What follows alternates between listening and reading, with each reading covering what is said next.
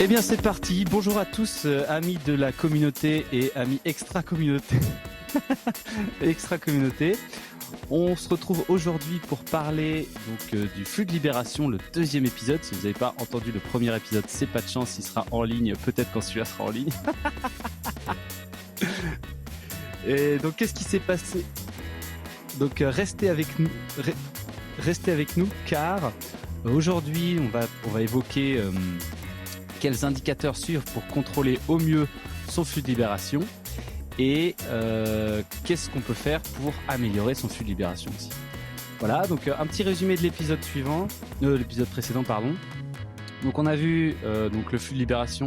Donc là il y a deux choses. Donc le temps de cycle, c'était le temps qui vont du début de la fabrication jusqu'à la libération du produit. Et nous, ce qu'on appelle le flux de libération, c'est une fois que le produit est terminé, combien de temps il met à pouvoir sortir pour être envoyé chez le client. Donc on a vu que finalement il y avait énormément d'efforts qui étaient mis sur la première phase de fabrication. Donc comment faire pour réduire au maximum ce temps de fabrication, donc avec toutes les optimisations de lignes, etc. Et que finalement personne prenait que c'était assez rare de voir qu'il y avait des gros chantiers d'optimisation du flux de libération. Alors que finalement le flux de libération... assez rare, non, je pense quand même un petit peu exagéré. Mais disons que c'est plutôt la différence d'effort d'action lean pour optimiser et réduire en production la moindre petite minute versus l'effort sur la libération et pas bien équilibré, on va dire plutôt. Exactement. Alors que finalement, on a quasiment les deux temps sont quasiment symétriques, quoi. Voire même beaucoup plus longs pour la libération sur certains endroits. Oui. Oh oui. Donc on a vu que finalement on avait beaucoup d'effets, on avait beaucoup de problèmes sur la variabilité de ce fameux temps de libération. Et ça, qu'est-ce que ça fait? Ça fait une grosse désorganisation du fonctionnement des fonctions support. On a des retards de libération avec une augmentation du stock, une augmentation de la variation du temps de cycle général. Et ça, ça fait des clients pas contents. Ça fait également des incertitudes sur le planning et sur les journées quotidiennes des différentes personnes qui interviennent là-dedans. Et ça va leur générer beaucoup de stress, beaucoup de fatigue, de frustration. Et c'est ça qui va être une grosse, pour une grosse partie en tout cas, je pense, la cause de départ de l'entreprise de beaucoup de libérateurs et de techniciens AQ. Oui. Franchement, c'est ça qui va gêner. Ouais, c'est ça qui fait beaucoup de mal-être au travail de cette population, je trouve. Après, ça fait du stress et du chaos, quoi. Ouais. Donc maintenant qu'on sait tout ça, on avait commencé à la toute fin d'épisode dernier à parler un petit peu de quels sont les meilleurs indicateurs à suivre pour voir si notre flux est sous contrôle. Alors Arnaud, tu avais commencé à amener des éléments de réponse sur un Sur un quoi? Je vous souhaite. Oui. Attends, selon toi, Paul Adrien, quels sont les meilleurs indicateurs? T'avais tendu un piège. Bon, pendant que tu réponds, je t'écoute quand même, parce que je me suis fait un café froid. Alors, j'ai dit de passer au micro-ondes, je te laisse commencer, je t'écoute. Non, mais du coup, alors je vais demander à Romain. Alors, est-ce que tu as retenu ce que j'ai dit la semaine dernière ou pas? C'était quoi les meilleurs indicateurs du coup? De mémoire, Pam avait répondu le temps de cycle. Et toi, t'avais répondu le temps de cycle par étape. Mais non. Non, c'était pas ça. Non. Ah voilà. C'est le débit. Ah oui. Le débit. Combien de l'eau tu sors par étape? Par semaine, par exemple. Je sais pas, la revue des dossiers de l'eau, on sort au final 10 lots par semaine. Les déviations, une fois qu'on a débloqué, qu'on a traité les déviations, t'arrives à débloquer 5 lots par semaine, le sécu 15 lots par semaine. Et finalement, c'est là où tu vas avoir le plus faible débit que tu vas avoir ton goulot. Et du coup, quand tu as le débit global de ton site, plus le débit par étape, tu vas pouvoir identifier où est ton goulot, puisque du coup, le débit du site, combien tu es capable d'envoyer de l'eau à la fin de chaque semaine ou à la fin de chaque mois dépend du débit de l'étape la plus faible.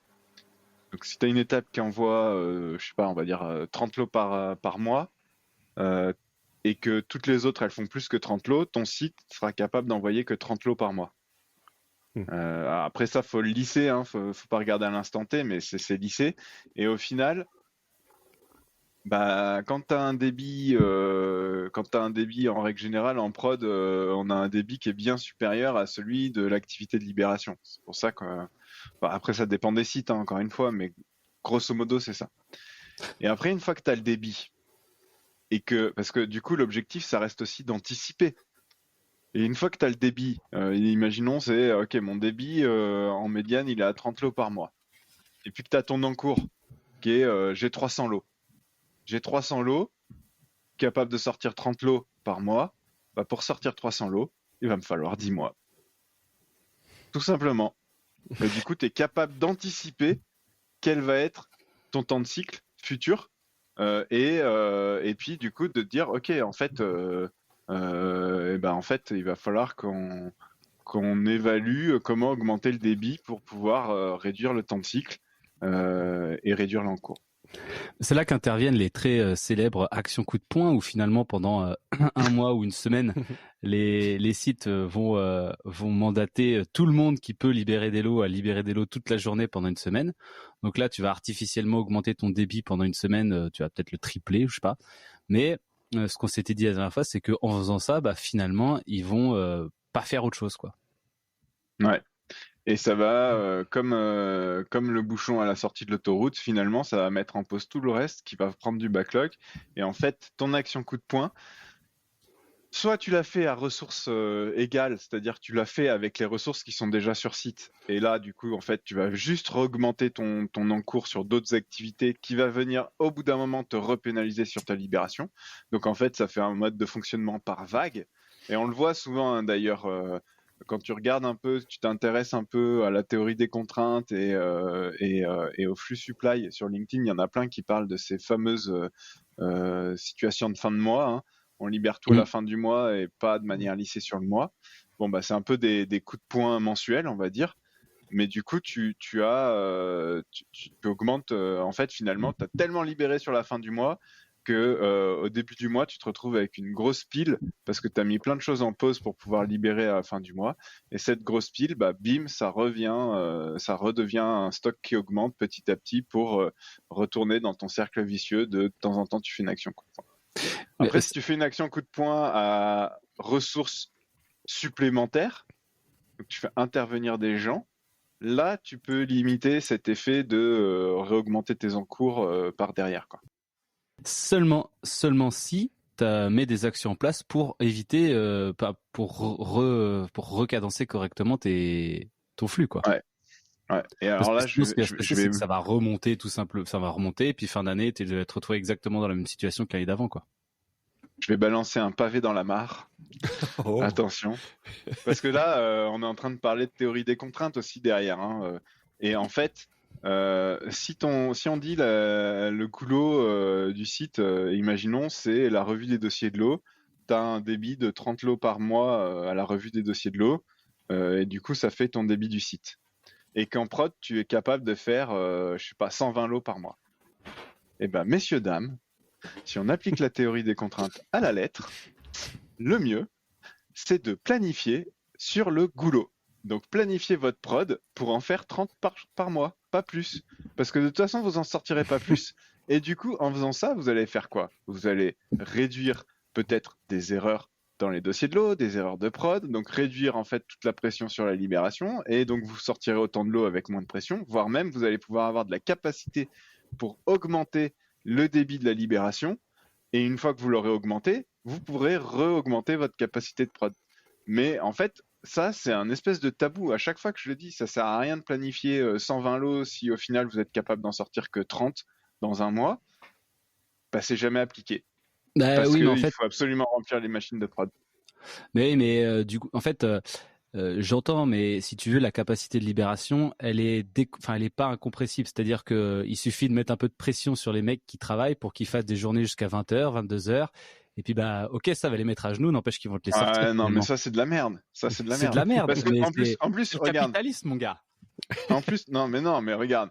Tu te dis, ok, en prod, on est capable de faire 120 lots par mois. Ton débit final, il est de 30 lots. Juste, tu dis, sans descendre à 30 lots par mois de prod, juste, tu dis, ok, on va alléger, on va en faire que 90 au lieu de 120. D'accord? Du coup, ça veut dire qu'en fait, tu vas avoir une moindre pression sur la prod, et on le sait très bien, la pression et la précipitation en prod, c'est quoi? Ça génère des erreurs dans le dossier de l'eau, ça génère des déviations, et ça génère donc du blocage sur la libé. Et du coup, si tu arrives en faisant 90 lots par mois à augmenter ton débit de prod, de libé à 90 lots parce qu'en fait, tu as eu moins d'erreurs en amont, tu sors 90 lots par mois. Voilà. Tu as gagné 2 fois plus de chiffre d'affaires par mois. 2 fois plus de capacité. C'est des chiffres à la louche, mais c'est sur la théorie. Sur la théorie, c'est non, mais c'est sur la théorie. D'accord. Ralentir un peu. Sur la théorie, oui, les chiffres ils sont à la louche, mais globalement, je suis désolé, c'est quand même.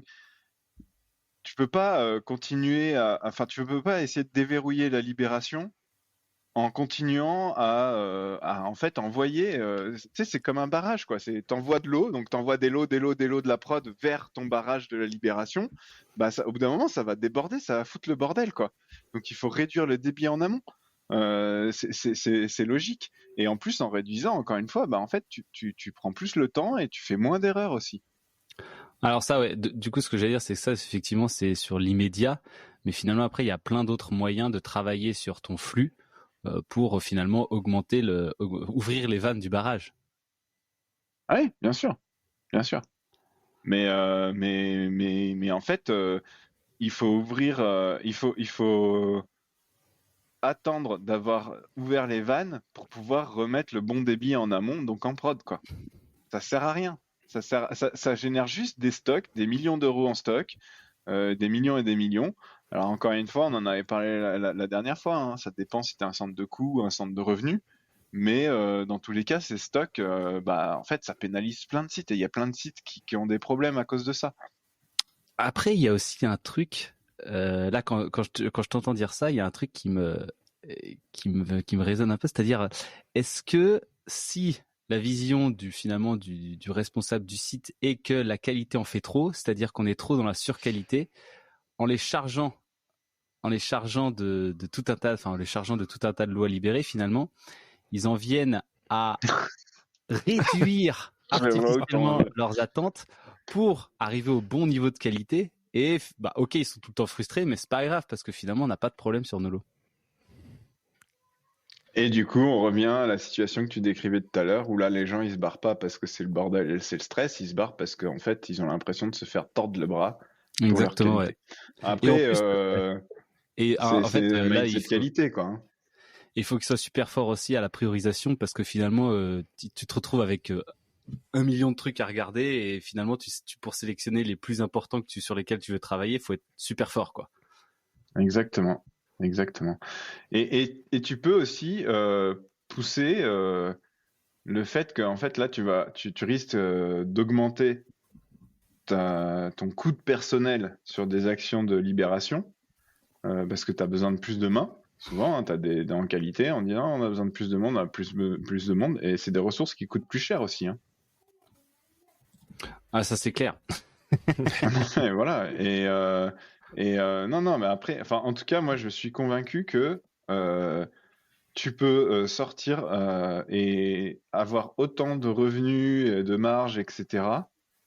en travaillant sur augmenter le débit de la libération et peut-être en réduisant un peu ton débit en prod. Après, c'est un peu tabou comme sujet. Je peux le comprendre, hein, voilà, on a des machines à faire tourner, on a du personnel à occuper en prod, mais peut-être que ce personnel occupé en prod, le temps que tu produis en moins, tu pourrais enfin faire de la formation continue, voilà, de la formation, hein. Tu sais, la pratique délibérée, répéter des gestes, même à blanc, etc., pour augmenter la maîtrise du geste de tes opérateurs, pour que quand, voilà, il y a plein de choses à faire. Il y a plein de choses à faire, et puis on n'a jamais. Exactement, aller chercher des signaux faibles, participer à la mise en œuvre des CAPA qui sont tout le temps pas mises. Enfin, tu vois, Investiguer il des y a plein de choses déviations. à faire. Mm. Exactement. Mm. Donc voilà, donc le débit pour moi c'est l'indicateur numéro un. En fait, suivre le temps de cycle et en plus, on va pousser plus loin. La semaine dernière, tu disais le temps de cycle. Le temps de cycle, le problème c'est qu'en règle générale, on t'annonce un chiffre. Ouais, nous on a un temps de cycle de 70 jours. Ok. Pourtant, ça veut pas dire que 100% de tes lots, ils font 70 jours. En fait, c'est quoi? C'est le temps de cycle moyen, c'est le temps de cycle médian. Et ça, juste cette information-là, ça change tout. C'est médian, ça veut dire que tu as 50% de tes lots qui mettent plus de 70 jours et 50% qui mettent moins. Et après, tu peux aller regarder la variabilité entre mon max, mon min, mes 70 jours, combien je suis. Et ça, cette variabilité, c'est le chaos, quoi. Si t'as 25% des lots qui prennent 200 jours, oh, Bah voilà, non mais c'est la ouais, c'est merde. clair. Hein. C'est Alors que clair. ta moyenne peut être vachement bonne. Ouais, exactement, exactement. Et ces 25%, c'est tout ce qui génère des frustrations au niveau des équipes, au niveau des clients, des crispations entre la supply, la prod et la qualité, etc., etc.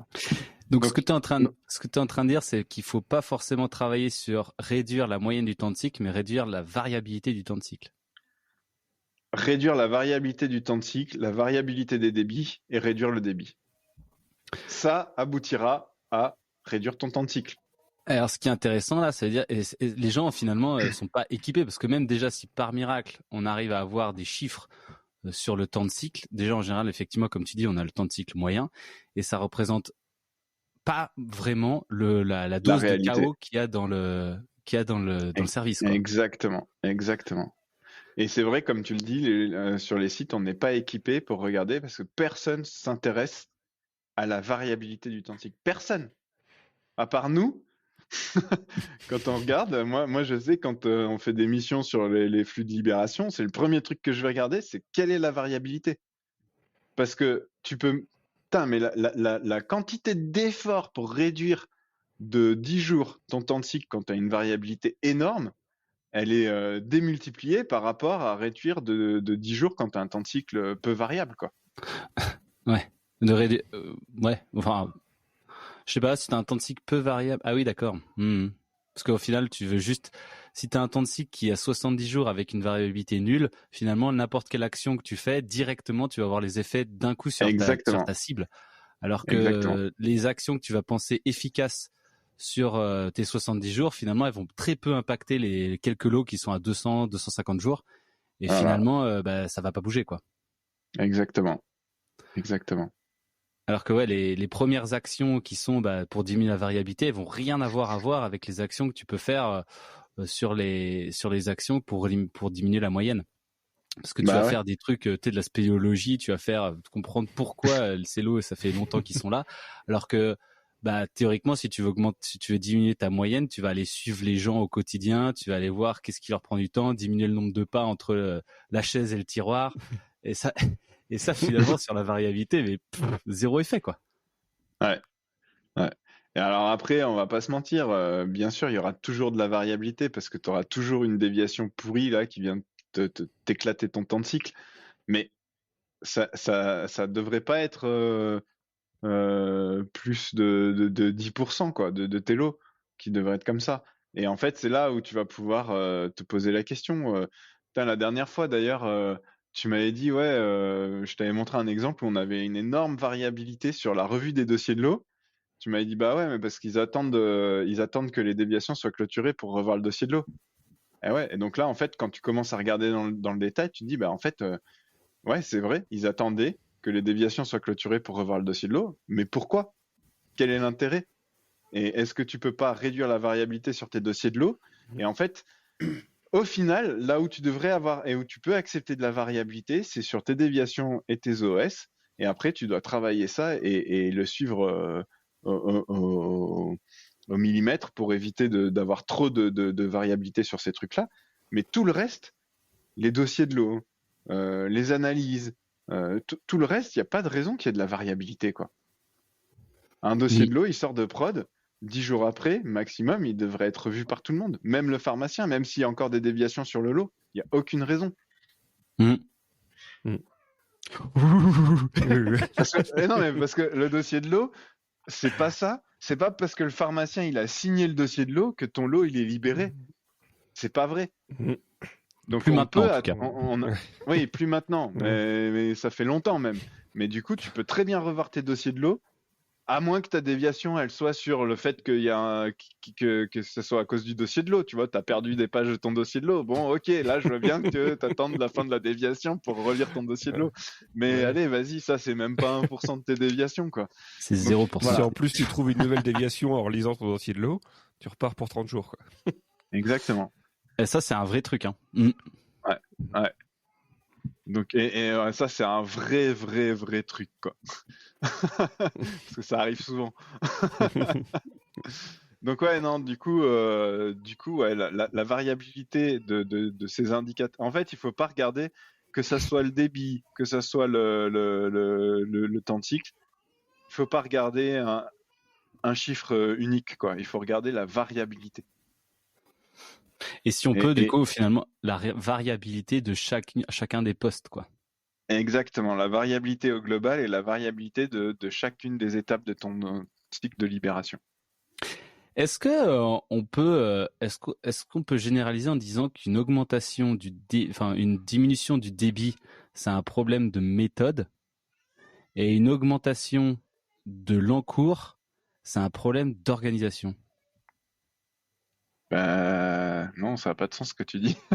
Je sais En pas. fait, si tu diminues ton débit, ton encours va augmenter.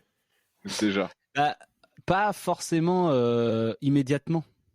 Et ton débit, il peut diminuer à cause d'un problème d'organisation comme de méthode. Et exemple de cause d'un débit qui diminue. Tout con. Très simple. T'as un départ dans ton équipe que t'as pas réussi à remplacer à temps. Ton débit va Ouais. diminuer. Donc, C'est de l'organisation. Et donc alors, je sais plus ce que j'avais écrit.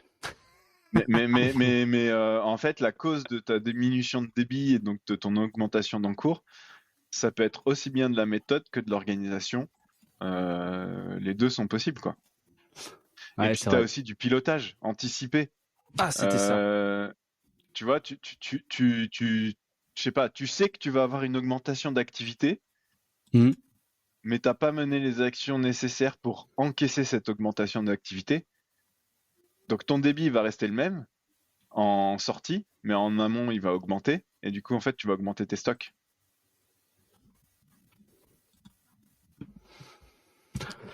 Donc, ouais, finalement, tu as un problème d'organisation, de méthode, de pilotage. Ça peut être, et c'est à toi de l'identifier après, grâce à justement ces chiffres, quoi. Ouais, en règle générale, c'est un peu les trois, hein. Organisation, méthode, pilotage, c'est un peu les trois. Et exemple Ah, tout bête, hein. la différence Tout entre la bête. méthode et le pilotage, il est quand même vachement différent. Genre la méthode, c'est par exemple tes mecs, par exemple les techniciens AQ, ils se mettent à relire tout le dossier de l'eau, ils relire que leur partie. Donc là, finalement, tu vas augmenter le temps de passage de chacun des dossiers de l'eau. Par contre, un problème de pilotage, euh, c'est voilà, comme tu dis, t'as pas anticipé une augmentation de la charge ou tu priorises pas correctement et finalement, bah, tu as un effet d'autoroute et là, ça augmente ta variabilité. Mm. Ouais, mais en règle générale, du coup, en fait, le pilotage, c'est l'élément qui va te permettre d'anticiper justement sur des risques au niveau de ton organisation ou de ta méthode. Là, c'est là où tu Et vas plus au voir niveau que de ta méthode l'organisation. dérive. Ouais, plus au niveau de l'orga que de la méthode d'ailleurs. Mais Bah du coup, ouais, tu sais, je sais pas. quand tu veux améliorer aussi ton flux, c'est vrai que l'organisation aujourd'hui, elle n'est pas structurée pour le flux en fait. Développe. Un des combats que je mène, c'est des investigateurs dédiés. C'est d'avoir des gens qui font que des investigations en déviation. Pourquoi je dis ça? Parce que en fait, quand tu as des investigateurs dédiés, ta déviation, elle attend pas qu'un investigateur se libère parce qu'il est en train de faire autre chose. Et en fait, c'est d'avoir une organisation. Donc, je prends cet exemple-là, mais c'est d'avoir une organisation avec des gens dédiés pour le flux, quoi, qui sont pas en train de faire autre chose qui est hors du flux. Et là, tu pourras maîtriser et mieux piloter ton flux, ta charge capacité. Ouais, bah, de toute façon, la segmentation par flux, au plus tu tapes, enfin, ouais, au plus tu as des actions. En fait, au plus dans ta journée, tu as un pourcentage qui est faible d'actions qui impactent sur le flux, au pire, ça va être pour le flux parce que finalement, tu vas privilégier les 90 autres pourcents et tu vas délaisser la pauvre action qui a une importance capitale pour ton flux. Et c'est là Exactement, où ça va prendre un retard de malade, quoi. En fait, il exactement.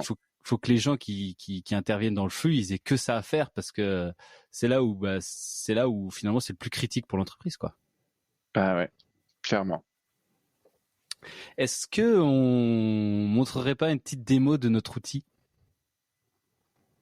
Je sais pas si on peut faire ça On là. a combien de temps là? On a Mm. combien de temps? On a combien 5 de 5 temps? minutes. minutes. Ouais, si tu veux. Alors attends, faut que je l'ouvre. Après, Sinon, euh, on fera ça un autre jour, hein, c'est pas grave. ouais, non, non, non, non, allons-y. Après, c'est encore en travail. Attends, je l'ouvre. Je partage mon écran. Hop, ça y est, j'ai perdu mon écran du coup. Du coup, pour ceux que ça intéresse, on est en cours de développement pour un outil. Un outil finalement d'analyse et de pilotage de flux, que ce soit libération, déviation, kappa, euh, et qui est du coup directement branché sur le RP et sur le QMS, donc pour récupérer en temps réel les données. Et finalement, ça permet d'avoir une vision instantanée et précise avec des chiffres justes. C'est pas un Exactement. petit, ça, c'est pas un petit truc Ouais. sur la situation actuelle des différents de la libération pour pouvoir réagir en temps réel et avec les bons indicateurs pour prendre les bonnes actions. Vas-y Arnaud, je te Mm. laisse. Non, bah après voilà. Donc après là, on est encore en train de le travailler, hein, mais l'idée c'est d'avoir plusieurs visions avec la possibilité de d'avoir une vision peut-être par volume ou alors par comment dire, par chiffre d'affaires, juste pour comprendre. Mais ça c'est juste la vision déjà macro. Et après, de se dire, OK, moi j'ai des lots sur mon site, ils sont où? Donc je vais avoir ma liste de lots pour voir un peu tel lot, qu'est-ce qui bloque? Est-ce que la prod elle est faite? Est-ce que j'ai des déviations? Est-ce que c'est rouge et en retard? Est-ce que c'est jaune? Est-ce que c'est orange, il y a un risque, etc. Donc ça permet de cibler. Et après, quand on est CDMO, en plus, on peut regarder par client. Tiens, mon client AQE, ah bah, j'ai 3 lots qui sont en attente. Et puis je peux chercher même un seul lot et rentrer dans le détail du lot et voir, tiens, mes dossiers de fabrication, enfin mes dossiers de lot, ils sont où? C'est lesquels qui bloquent? Mes déviations, c'est quoi qui bloque? Mes tests physicaux, Et en fait, microbio. Je vais un peu vite, hein, mais ouais, mais ce découpage finalement de savoir exactement où en est le dossier par rapport à sa progression dans la libération, ça c'est quelque chose qui est souvent très difficile à obtenir du fait que ouais, chaque poste utilise un fichier Excel de son cru pour pouvoir gérer ça.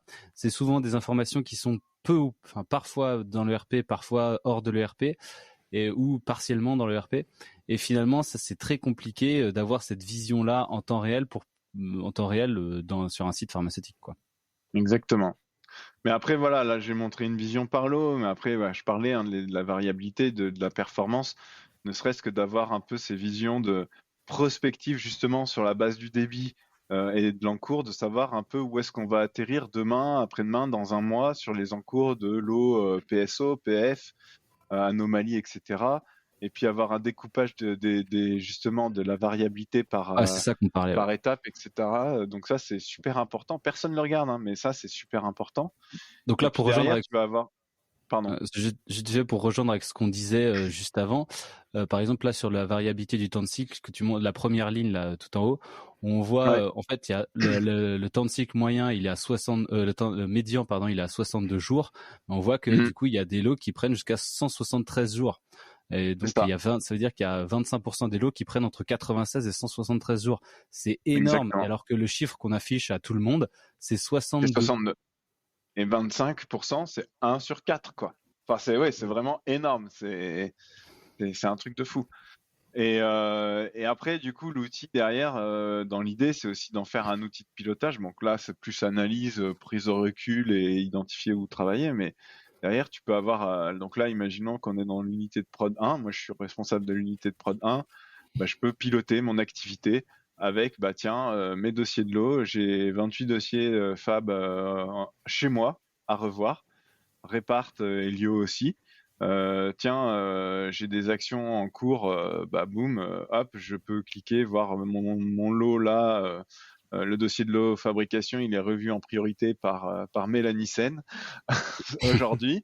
Celui-là, Arnaud, il doit voir avec Paul Adrien qui est en équipe de nuit pour corriger les erreurs parce qu'il a fait des erreurs dans le dossier de l'eau. Et puis tu peux te dire tu peux regarder plein de choses quoi. Mais surtout, tu peux piloter en donnant des actions, et ça, c'est top. Exactement. Et puis, tu peux aussi te dire, je veux que les lots en retard, je vais chercher les lots pour lesquels j'ai une date d'engagement, donc les actions que je devais faire pour le 12 septembre. Enfin, tu vois, il y a plein de choses. Et puis après, tu vas avoir la même chose pour les déviations avec, j'ai mes lots, etc. Alors là, je vois pas parce qu'il y a le petit truc de partage qui masque, mais en tout cas, l'idée, c'est de piloter comme ça. C'est à la fois d'avoir de l'info au niveau, je dirais, codir, voir un peu la situation, comment elle évolue, voir un peu comment ça va évoluer dans les semaines à venir pour pouvoir anticiper, prendre des décisions, voir un peu au niveau des encours et des débits, où est-ce que ça bloque, etc. Quand on cherche un lot en particulier ou pour un client, parce qu'on a une réunion client à préparer, savoir où c'est bloqué, etc. Et après, pouvoir piloter dans les services en fonction du besoin. Et puis à terme, là c'est aussi en train de venir, c'est de se dire ok, il y a la libération, mais il y a aussi, voilà, vous nous connaissez, hein, les déviations. Nous c'est notre dada, hein, de piloter les déviations, de se dire digitaliser nos outils de pilotage des déviations quoi. Et ça c'est vraiment intéressant parce qu'après derrière tu vas avoir ton petit tableau avec où sont mes déviations dans mon secteur. Je veux celles qui sont à jour, je veux celles qui sont à risque, je veux celles qui sont en retard. Je veux celles qui sont en backlog. Je vais chercher là où j'ai des actions à faire pour le 12 septembre. Je clique dessus, j'ai ma petite fiche qui me dit l'engagement, c'est Arnaud, il doit planifier la réunion de brainstorming pour définir les CAPA, quoi. Donc ce qu'on a montré au départ là, c'est en fait finalement c'est un outil indispensable. Même que ça soit avec le nôtre ou avec un autre, hein, mais en tout cas la mesure du temps de cycle et de sa variabilité, c'est le premier outil indispensable pour pouvoir diminuer le chaos dans l'usine et finalement améliorer le service client.